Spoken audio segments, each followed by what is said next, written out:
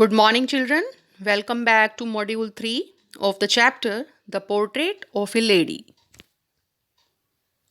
Now, let us read the paragraph.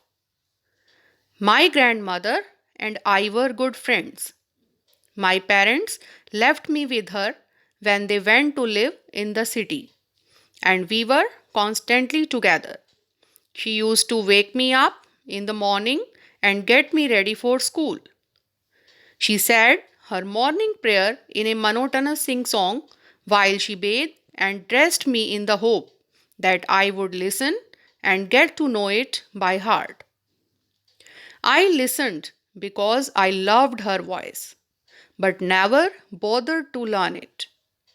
Then she would fetch my wooden slate, which she had already washed and plastered with yellow chalk, a tiny earthen ink pot, and a red pen, tie them all in a bundle, and hand it to me. After a breakfast of a thick stale chapati with a little butter and sugar spread on it, we went to school. She carried several stale chapatis with her for the village dogs. Now let us do the explanation of the same. In this paragraph, the writer says that he and his grandmother were very good friends. When his parents moved to the city to settle there, they left him behind in the village with his grandmother. Then both the author and the grandmother remained with each other all the time. Then the author tells about the daily routine of his grandmother. He says that she woke the author up in the morning and got him ready for school. She would sing her morning prayer in a monotonous sing song. Here, the word monotonous means unchanging.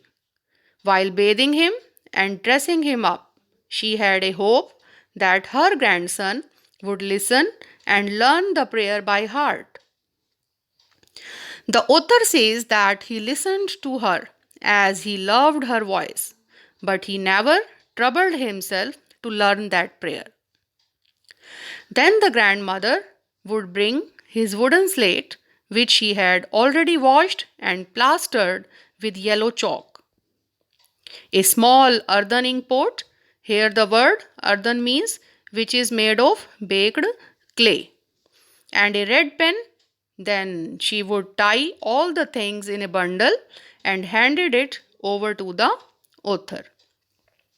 Yes, children, let me tell you that the students in those days did not write on papers with pen. They used wooden slates and wooden pens to write something in the school. Then the writer says, after having the breakfast of a thick stale chapati, here the word stale means which is not fresh, with a little butter and sugar spread on it, they went to school. Khushwant Singh says that before leaving for school, his grandmother would carry many stale chapatis with her for the village dogs. Do you know the reason behind it?